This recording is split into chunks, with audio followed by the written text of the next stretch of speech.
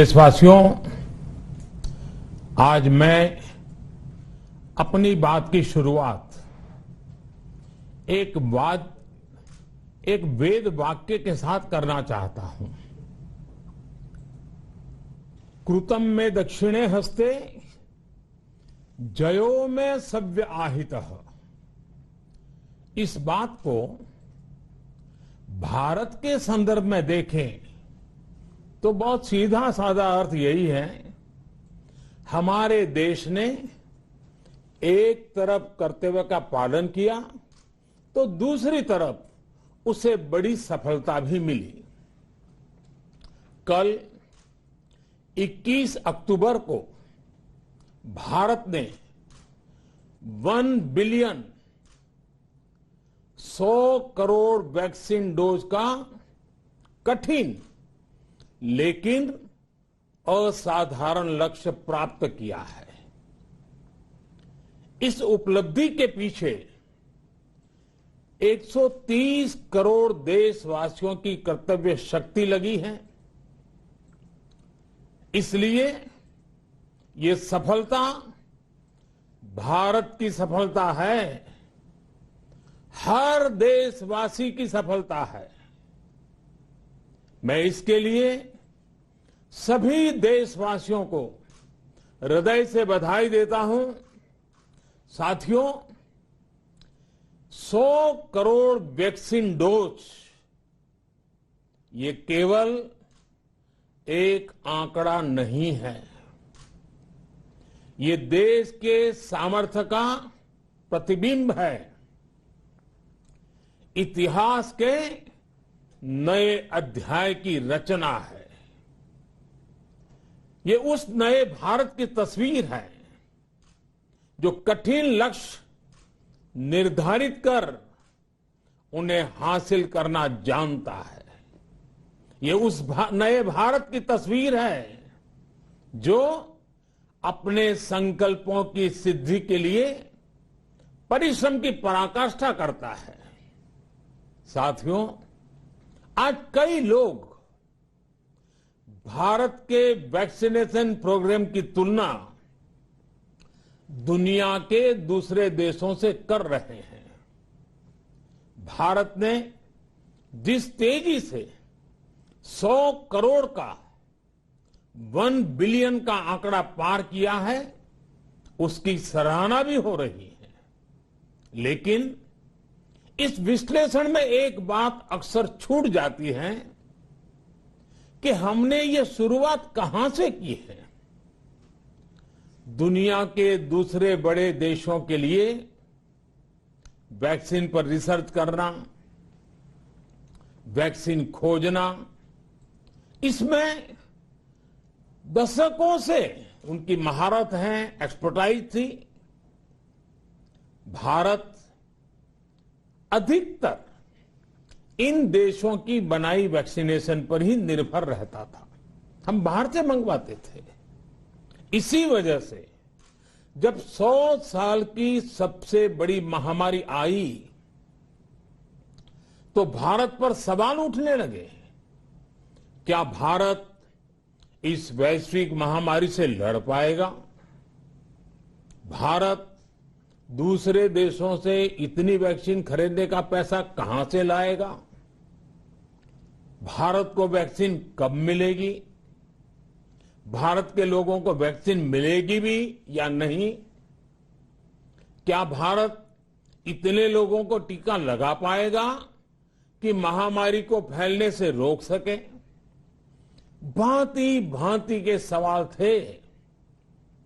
लेकिन आज ये 100 करोड़ वैक्सीन डोज हर सवाल का जवाब दे रहा है।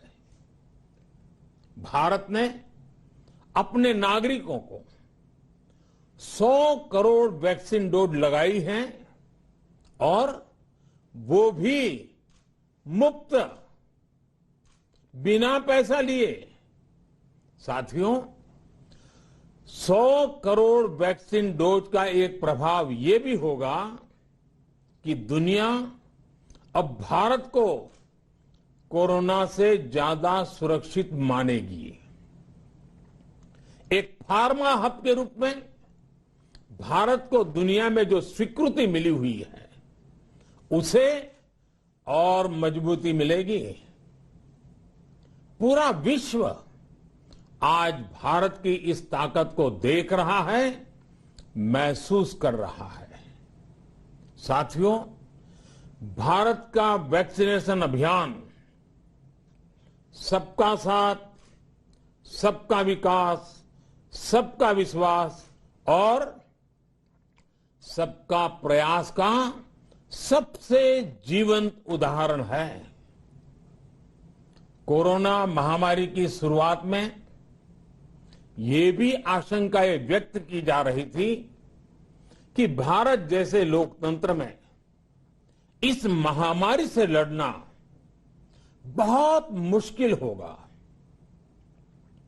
भारत के लिए, भारत के लोगों के लिए ये भी कहा जा रहा था कि इतना संयम, इतना अनुशासन यहां कैसे चलेगा। लेकिन हमारे लिए लोकतंत्र का मतलब है सबका साथ। सबको साथ लेकर देश ने सबको वैक्सीन, मुफ्त वैक्सीन का अभियान शुरू किया। गरीब, अमीर, गांव, शहर, दूर सुदूर, देश का एक ही मंत्र रहा कि अगर बीमारी भेदभाव नहीं करती तो वैक्सीन में भी भेदभाव नहीं हो सकता। इसलिए यह सुनिश्चित किया गया कि वैक्सीनेशन अभियान पर वीआईपी कल्चर हावी न हो। कोई कितने ही बड़े पद पर क्यों न रहा हो, कितना ही धनी क्यों न रहा हो, उसे वैक्सीन सामान्य नागरिकों की तरह ही मिलेगी। साथियों, हमारे देश के लिए ये भी कहा जा रहा था कि यहां ज्यादातर लोग टीका लगवाने के लिए आएंगे ही नहीं। दुनिया के कई बड़े विकसित देशों में आज भी वैक्सीन हेजिटेंसी एक बड़ी चुनौती बन गई है। लेकिन भारत के लोगों ने 100 करोड़ वैक्सीन डोज लेकर ऐसे लोगों को निरुत्तर कर दिया है। साथियों, किसी अभियान में जब सबका प्रयास जुड़ जाता है तो परिणाम अद्भुत ही होते हैं। हमने महामारी के खिलाफ देश की लड़ाई में जन भागीदारी को अपनी पहली ताकत बनाया। फर्स्ट लाइन ऑफ डिफेंस बनाया। देश ने अपनी एकजुटता को ऊर्जा देने के लिए ताली, थाली बजाई, दिए जलाए। तब कुछ लोगों ने कहा था कि क्या इससे बीमारी भाग जाएगी। लेकिन हम सभी को उसमें देश की एकता दिखी, सामूहिक शक्ति का जागरण दिखा।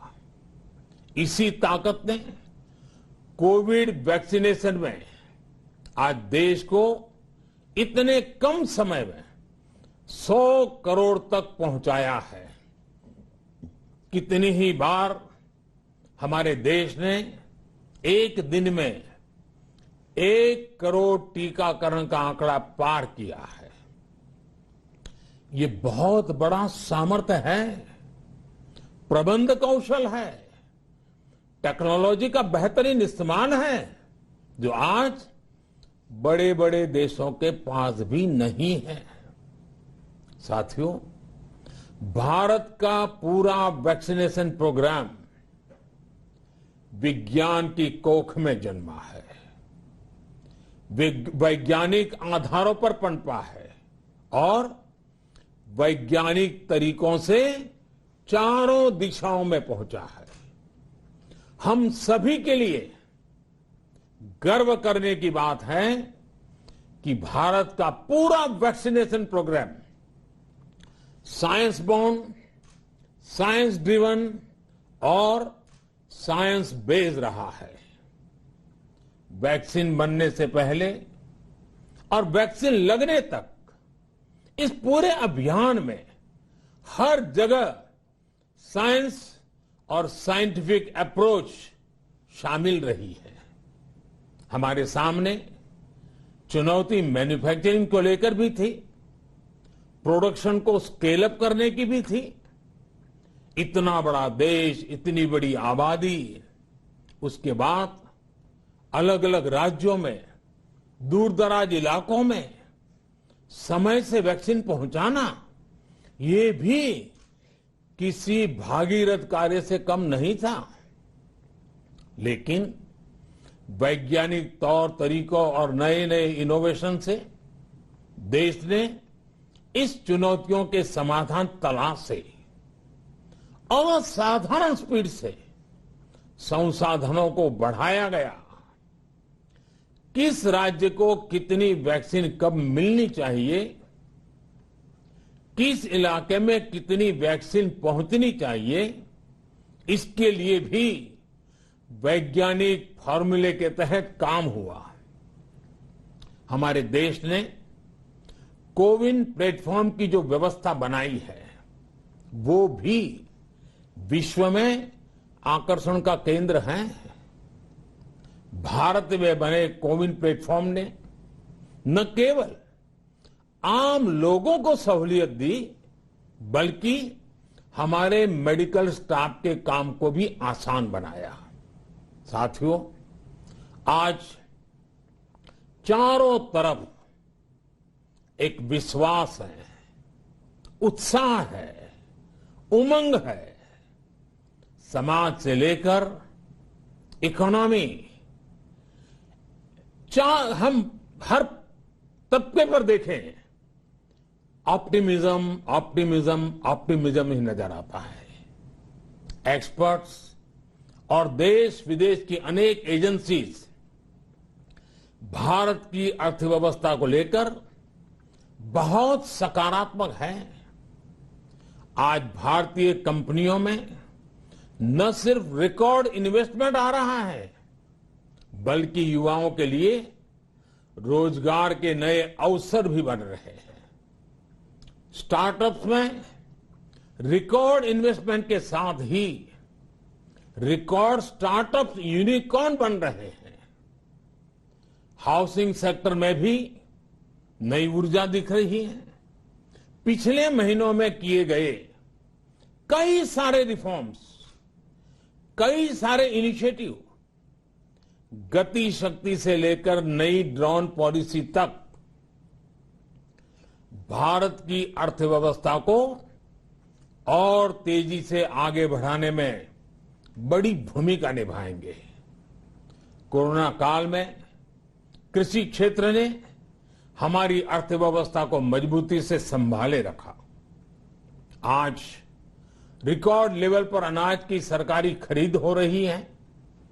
किसानों के बैंक खातों में सीधे पैसे जा रहे हैं। वैक्सीन के बढ़ते हुए कवरेज के साथ साथ आर्थिक सामाजिक गतिविधियां हो, खेल जगत हो, टूरिज्म हो, एंटरटेनमेंट हो, सब तरफ सकारात्मक गतिविधियां तेज हो रही हैं। आने वाले त्योहारों का मौसम इसे और गति देगा और शक्ति देगा। साथियों, एक जमाना था जब मेड इन ये कंट्री, मेड इन वो कंट्री, इसी का बोलबाला था, बहुत क्रेज हुआ करता था। लेकिन आज हर देशवासी ये साक्षात अनुभव कर रहा है कि मेड इन इंडिया की ताकत बहुत बड़ी होती है। और इसलिए आज मैं आपसे फिर ये कहूंगा कि मैं हर छोटी से छोटी चीज जो मेड इन इंडिया हो, जिसे बनाने में किसी भारतवासी का पसीना बहा हो, उसे खरीदने पर जोर देना चाहिए। और ये सबके प्रयास से ही संभव होगा। जैसे स्वच्छ भारत अभियान एक जन आंदोलन है, वैसे ही भारत में बनी चीज खरीदना, भारतीयों द्वारा बनाई चीज खरीदना, वोकल फॉर लोकल, ये हमें व्यवहार में लाना ही होगा। और मुझे विश्वास है सबके प्रयास से हम ये भी करके रहेंगे। आप याद करिए, पिछली दिवाली हर किसी के मन मस्तिष्क में एक तनाव था, लेकिन इस दिवाली 100 करोड़ वैक्सीन डोज के कारण एक विश्वास का भाव है। अगर मेरे देश की वैक्सीन मुझे सुरक्षा दे सकती है, तो मेरे देश का उत्पादन, मेरे देश में बने सामान मेरी दिवाली और भी भव्य बना सकते हैं। दिवाली के दौरान बिक्री की एक तरफ और बाकी साल की बिक्री एक तरफ होती है। हमारे यहां दिवाली के समय, त्योहारों के समय बिक्री एकदम बढ़ जाती है। 100 करोड़ वैक्सीन डोज हमारे छोटे छोटे दुकानदारों, हमारे छोटे छोटे उद्यमियों, हमारे रेहड़ी पटरी वाले भाइयों बहनों, सभी के लिए आशा की किरण बनकर आई है। साथियों, आज हमारे सामने अमृत महोत्सव के संकल्प है, तो ऐसे में हमारी ये सफलता हमें एक नया आत्मविश्वास दिलाती है। हम आज कह सकते हैं कि देश बड़े लक्ष्य तय करना और उसे हासिल करना बखूबी जानता है, लेकिन इसके लिए हमें सतत सावधान रहने की जरूरत है। हमें लापरवाह नहीं होना है। कवच कितना ही उत्तम हो, कवच कितना ही आधुनिक हो, कवच से सुरक्षा की पूरी गारंटी हो, तो भी जब तक युद्ध चल रहा है, हथियार नहीं डाले जाते। मेरा आग्रह है कि हमें अपने त्योहारों को पूरी सतर्कता के साथ ही मनाना है। और जहां तक मास्क का सवाल है, कभी कभी जरा, लेकिन अब तो डिजाइन की दुनिया भी मास्क में प्रवेश चुकी है। मेरा इतना ही कहना है, जैसे हमें जूते पहन करके ही बाहर जाने की आदत लग गई है ना, बस वैसे ही मास्क को भी एक सहज स्वभाव बनाना ही होगा। जिनको अभी तक वैक्सीन नहीं लगी है, वो इसे सर्वोच्च प्राथमिकता दें। जिन्हें वैक्सीन लग गई है, वो दूसरों को प्रेरित करें। मुझे पूरा भरोसा है कि हम सब मिलकर प्रयास करेंगे तो कोरोना को और जल्द हरा पाएंगे। आप सभी को आने वाले त्योहारों की एक बार फिर बहुत बहुत शुभकामनाएं, बहुत बहुत धन्यवाद।